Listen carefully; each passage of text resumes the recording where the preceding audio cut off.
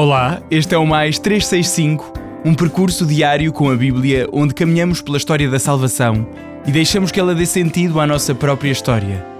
Durante 365 dias, do Gênesis ao Apocalipse, com a tradução da Difusora Bíblica, descobrimos que Deus continua a agir no tempo e na vida concreta de cada um. Eu sou o Francisco e este podcast nasce das equipas de jovens de Nossa Senhora. Lemos a Bíblia inteira, um dia de cada vez, sempre sob o olhar de Maria. Hoje é o dia 177, estamos no período do Reino Dividido e vamos ouvir, segundo o livro dos Reis 9, Oseias 11 a 14 e Salmo 109. Segundo o livro dos Reis 9. O profeta Eliseu chamou um dos filhos dos profetas e disse-lhes: Aperta o teu cinto e parte para Ramote de Gileade com este frasco de óleo. Quando lá chegares, procurarás Jeú, filho de Josafate, filho de Nimesi. Aproximar-te-ás dele e farás com que se levante do meio dos teus irmãos. Conduzi-lo-ás a um aposento retirado e, tomando o frasco de óleo, derramá-lo-ás sobre a sua cabeça, dizendo: Isto diz o Senhor: Eu te consagro o rei de Israel. Depois abrirás a porta e fugirás dali sem demora. O jovem servo do profeta partiu para Ramote de Gileade. Quando lá chegou, os chefes do exército estavam sentados em reunião. E disse: Chefe, tenho uma palavra a dizer-te. Jeú perguntou: A qual de nós? Ele respondeu: A ti, chefe.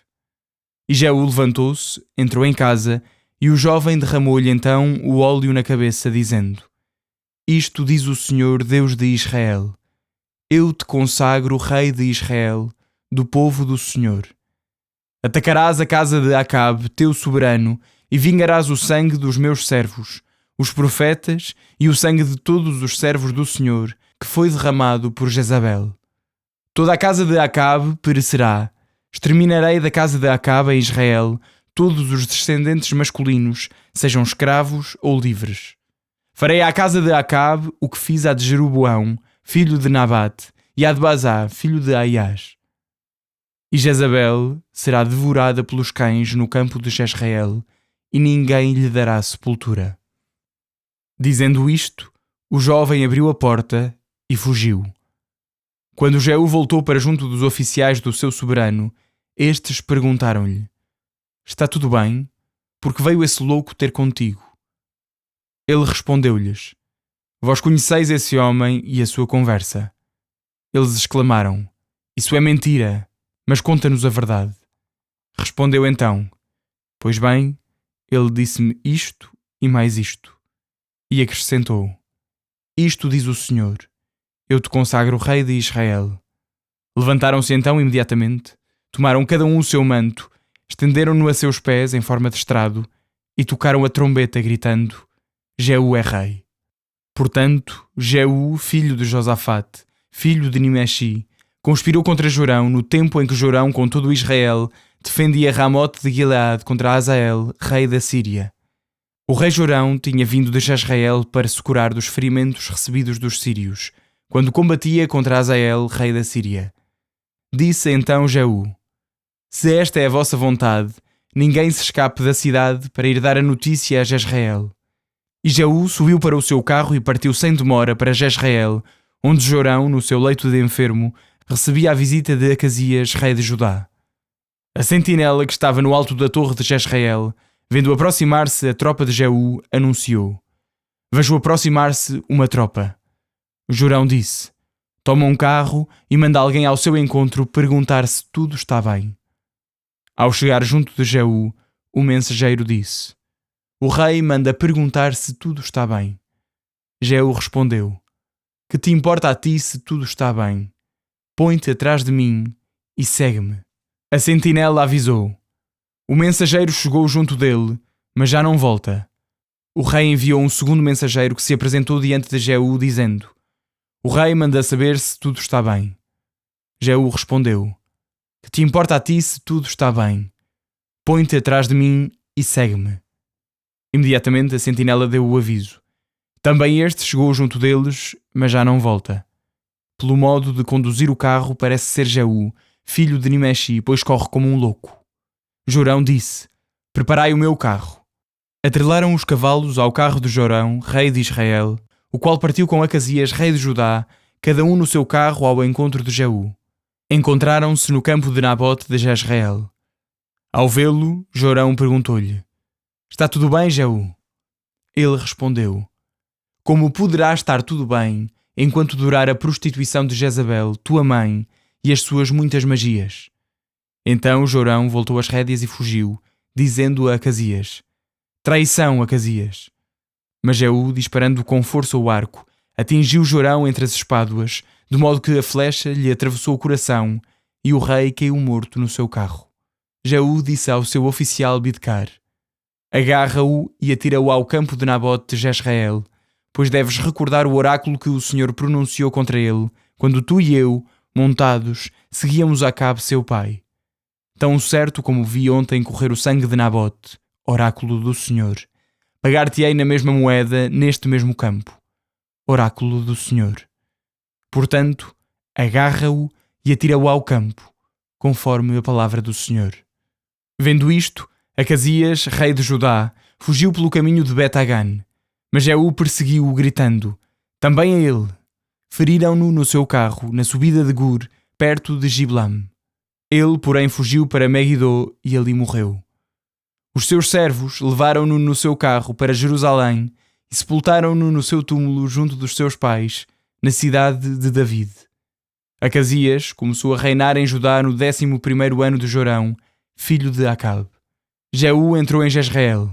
Jezabel, informada da sua chegada, pintou os olhos, adornou a cabeça e olhou pela janela. Quando Jeú entrou pela porta da cidade, ela disse-lhe: Como vais, Zimeri, assassino do teu amo? Jeú levantou os olhos para a janela e disse: Quem está do meu lado? 2 ou 3 eunucos fizeram a Jeú uma profunda reverência. Atirai-a daí abaixo, disse ele.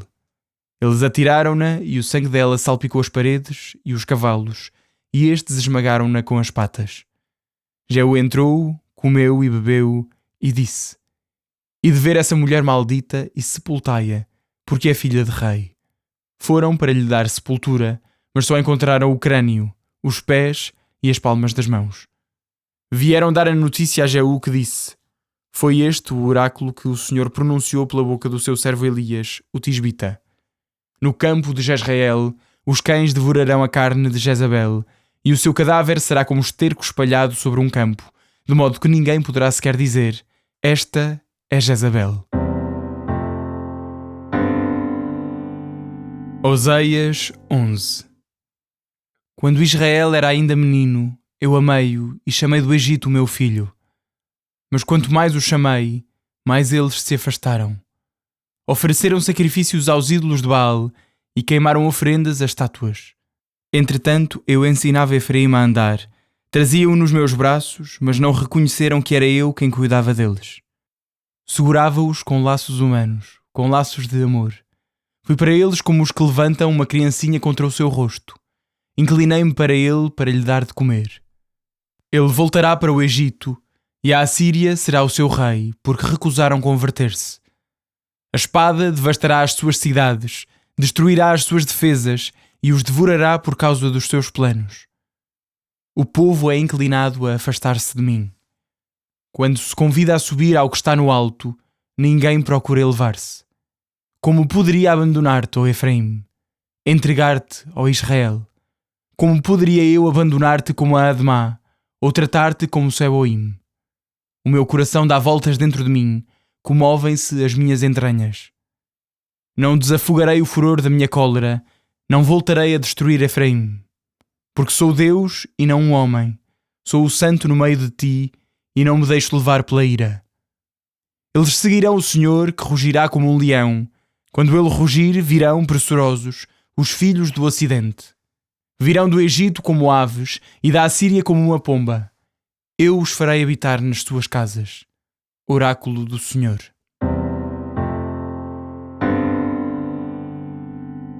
Oseias 12. Efraim cerca-me de mentira e a casa de Israel de engano. Também Judá está contra Deus, só é fiel aos ídolos. Efraim alimenta-se de vento, corre o dia inteiro atrás do vento do Oriente, multiplica a mentira e a violência. Fazem aliança com a Assíria e levam o seu azeite como homenagem ao Egito. O Senhor virá julgar o procedimento de Judá, castigará Jacó pelos seus atos e tratá-lo-á segundo as suas obras. Jacó suplantou seu irmão no seio materno e, quando se tornou adulto, lutou com Deus. Lutou com o anjo e venceu-o. Chorou e implorou misericórdia. Encontrou-o em Betel, onde Deus nos falou. O Senhor é o Deus do universo, o seu nome é Senhor. Converte-te, pois, ao teu Deus, guarda a misericórdia e a justiça, espera sempre no teu Deus. Canaã é mercador de pesos falsos e amigo da fraude. Efraim disse: em verdade tornei-me rico, adquiri fortuna. Em todo o meu esforço não me encontrarão culpa ou pecado. Eu sou o Senhor teu Deus, desde a terra do Egito. Far-te-ei habitar de novo nas tuas tendas, como nos dias de festa. Falarei aos profetas e multiplicarei as visões. Pela boca dos profetas falarei em parábolas. Se Gileade não passa de um simples ídolo, em vão imolaram touros em Gilgal. Por isso, os seus altares serão transformados em montões de pedras nos sulcos dos campos. Jacó fugiu para a terra de Aram. Israel serviu para adquirir uma esposa, e por uma mulher apacentou os rebanhos. O Senhor fez subir Israel do Egito por meio de um profeta. Por meio de um profeta, o povo foi guardado. Efraim provocou a ira, mas o sangue que derramou cairá sobre ele, e o seu Senhor lhe dará a paga dos seus ultrajes.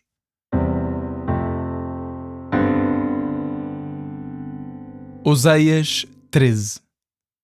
Quando Efraim falava, era o terror, pois ele era grande em Israel. Mas por Baal tornou-se culpado e morreu. E ainda agora continuam a pecar, fazem para si estátuas fundidas com a sua prata, ídolos da sua invenção, obra da mão de artistas. A eles oferecem cordeiros em sacrifício e dão-lhes a beber sangue de novilhos. Por isso serão como a nuvem da manhã, como o orvalho matinal que logo passa, como a palha que o vento leva da eira, como o fumo que sai pela janela.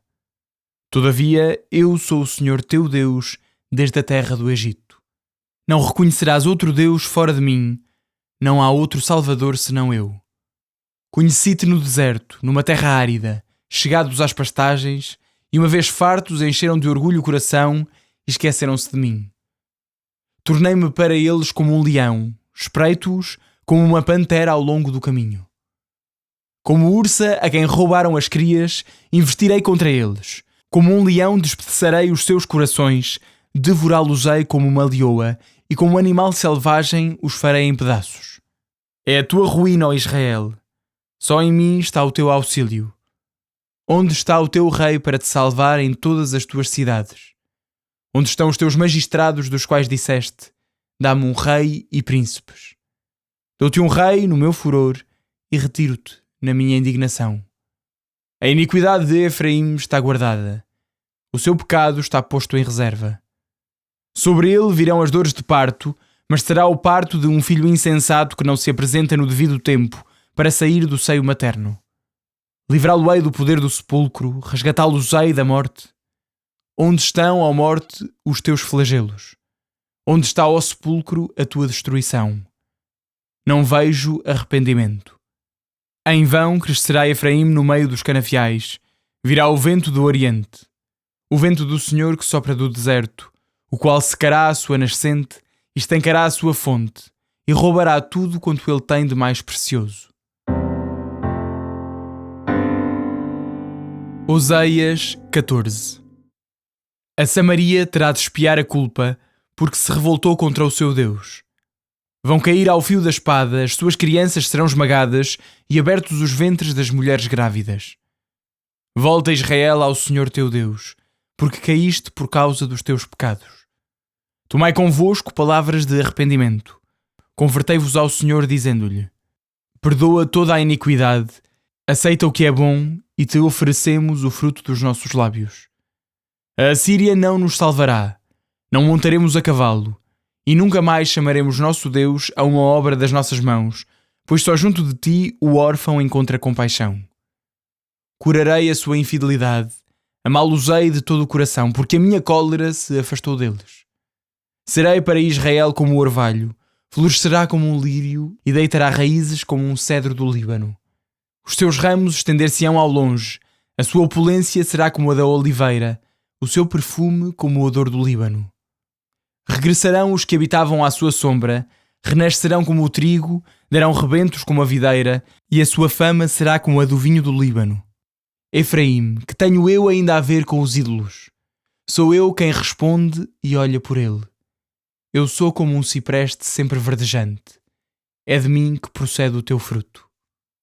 Quem é sábio para compreender estas coisas, inteligente para as conhecer?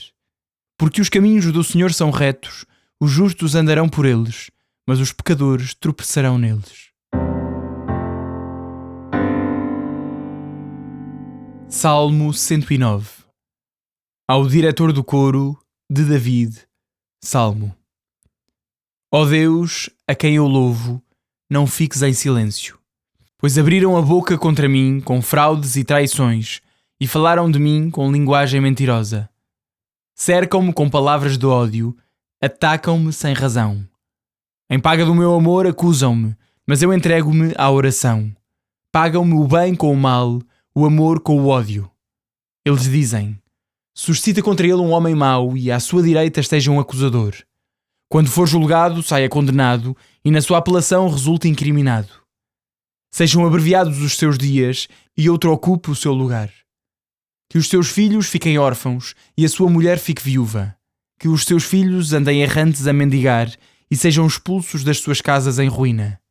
Que o credor lhe tire todos os seus haveres e os estranhos lhe arrebatem o fruto do seu trabalho. Que ninguém tenha compaixão dele, nem dos seus filhos órfãos. Que seja exterminada a sua descendência e seja apagado o seu nome numa geração. Que o Senhor conserve na sua lembrança a culpa de seus pais e jamais se apague o pecado de sua mãe. Que tais pecados estejam sempre presentes ao Senhor e que ele faça desaparecer da terra a sua memória. Pois esse homem nunca pensou em usar de misericórdia, mas perseguiu o pobre e o desvalido e empurrou para a morte o aflito de coração. Amou a maldição, que ela caia sobre ele. Desprezou a bênção, que ela o abandone. Revestiu-se de maldição como de um manto, que ela penetre nas suas entranhas como água e como azeite nos seus ossos. Seja para ele como um vestido a envolvê-lo e a apertá-lo como uma cinta. Que o Senhor castigue assim os meus caluniadores e os que falam mal de mim. Mas tu, Senhor meu Deus, por amor do teu nome, ajuda-me, salva-me pela tua bondade e misericórdia. Porque estou pobre e aflito, e tenho o coração angustiado dentro de mim.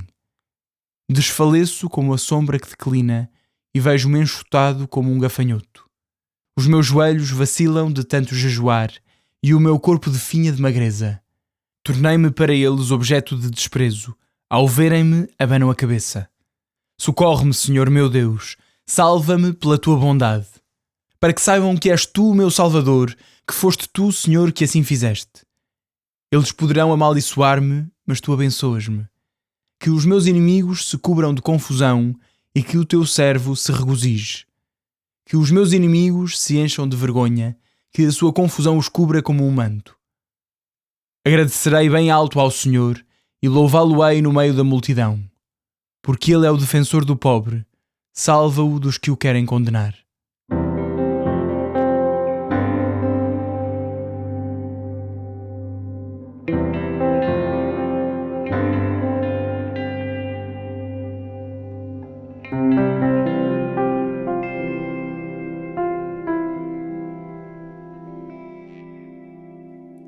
Olá, eu sou o Padre Francisco Costa Alves, das equipas de Jovens de Nossa Senhora.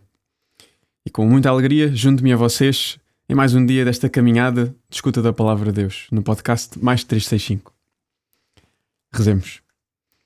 Senhor, nosso Pai, te agradecemos por nos falares e nunca nos abandonares neste caminho. Concede-nos o dom do teu Espírito, para te conhecermos, para conhecermos o teu Filho Jesus e para te amarmos mais e sermos salvos no teu amor. Por Cristo, nosso Senhor. Amém. Neste dia 177, no segundo livro dos Reis, ouvimos de forma mais desenvolvida assim a história de Jeú, que também já lemos há uns dias atrás, na passagem no capítulo 22 do segundo livro das Crónicas. É mais um daqueles relatos que nos arrepiam um pouco a nossa sensibilidade do século XXI. No fundo, como é que é possível Deus anunciar e ungir um rei para matar outro rei? Este Deus que conhecemos como misericordioso. E bem, se virmos bem, nem é só o rei de Israel, mas também promete matar Jezabel, que é a mãe do rei, e Acasias, que é a rei de Judá. Bem, no fundo também vemos que isto já tinha sido anunciado. A unção de Jeú era uma das missões de Elias, que vimos também há uns dias atrás, e que passaram para Eliseu, seu discípulo. E estas ameaças contra a casa de Acabe e Jezabel foram ditas pela boca de Elias. E hoje vimos a sua concretização. Mais uma vez, temos de colocar-nos na mentalidade do tempo. O Senhor não compactua com o mal, nem com a infidelidade. E quer de facto que isso acabe tudo. E por isso vemos como, na linguagem bíblica, todos estes acontecimentos são tradução disso mesmo. Deus a terminar o mal, a terminar a infidelidade. E também para nós, hoje, muitas vezes é preciso coragem e às vezes até alguma violência connosco próprios para dizermos que não ao pecado e dizermos que sim a Deus. É isto que estas páginas nos transmitem hoje. Porque na verdade Deus quer que vivamos. Esse é o grande sonho de Deus, se quiserem. E Ele sabe que longe dele isso não é possível. E portanto não se cansa de chamar e de corrigir, como Oseias continua a anunciar e hoje continuamos a ouvir neste final, nestes últimos capítulos da profecia de Oseias. Esta parte final que ouvimos continua-nos a revelar dois aspectos que são muito próprios deste livro. Por um lado, nos capítulos 12 e 13, nós ouvimos as acusações a Israel.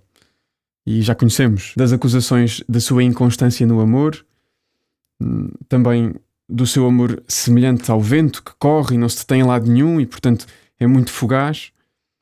Também a sua irreverência, semelhante ao patriarca Jacob, que hoje vimos aqui recordado mais pela negativa. E por fim anuncia-se de novo o futuro de Israel, do Reino do Norte, que é a invasão assíria, que é este vento do Oriente, o vento do Senhor que sopra do deserto, o qual secará a nascente e estancará a sua fonte, como ouvimos, e que vemos que anuncia este fim trágico do reino. Por outro lado, diante deste desprezo de Israel, continuado e repetido ao longo dos anos, é também maravilhoso o contraste com os capítulos 11 e 14. Estes capítulos, não é por acaso que a profecia de Oseias termina assim com estes capítulos de conversão. Sim, Samaria vai cair, Samaria que é a capital do reino de Israel. Sim, o pecado tem as suas consequências, algumas até impossíveis de apagar. Mas o nosso Deus é um restaurador, é um reconstrutor. E o mesmo amor que lemos no capítulo 11, a ternura maternal de Deus, que chamou Israel do Egito, que ensinou Efraim a andar, que o levou nos braços e o alimentou, esse mesmo amor omnipotente reconstruirá o povo, curará a infidelidade e fará florescer Israel como o lírio e crescerá como o cedro do Líbano, alto e grandioso. E este novo Israel é a Igreja purificada pelo amor infinito de Jesus. Este infinito amor que vemos na cruz, que vence o pecado e que vence a morte. Este amor que nos salva. É esta Igreja que nos acolhe. E são boas notícias. Muito mais forte do que os nossos pecados, por maiores e mais repetidos que eles sejam, é o amor de Deus. E é esta a esperança de Oseias. E é também a nossa esperança. A terminar, hoje, deixem-me dar uma palavra sobre o Salmo, que talvez te tenha sido estranho, porque é diferente dos outros. Este Salmo 109 é um dos salmos imprecatórios, ou seja, daqueles que pedem a Deus a morte dos inimigos. É profundamente realista, porque, mesmo que seja estranho, vemos como o coração do salmista, e como muitas vezes o nosso também, está assim cheio de ressentimento. E às vezes até justificado. Às vezes até justificado. Mas a chave de leitura tem de ser esta, para sabermos rezar com este salmo. É o Senhor que faz justiça, não tu. E portanto, entrega-lhe sempre tudo o que sentes, tudo o que sofres. E lembra-te, se Deus faz a verdadeira justiça, Ele tem o poder para te reconstruir e perdoar. E também o poderá fazer com os outros, mesmo com aqueles que foram injustos contigo. E por tudo isto, demos-lhe graças com o Salmo 109. Agradecerei bem alto ao Senhor e louvá-lo-ei no meio da multidão. Porque Ele é o defensor do pobre, salva-o dos que o querem condenar.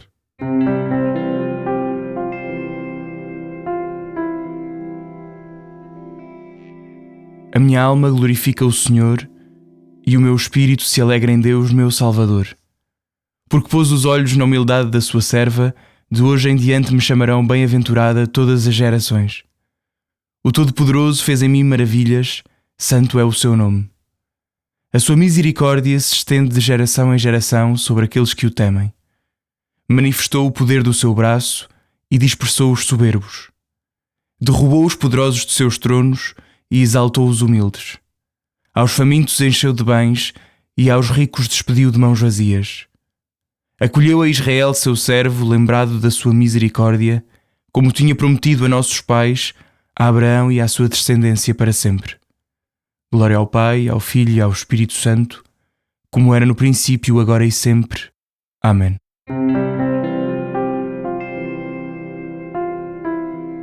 Final do dia 177. Terminamos mais um livro, o livro de Oseias. Amanhã começamos um novo dentro do Reino Dividido. Um abraço em Cristo. Até amanhã.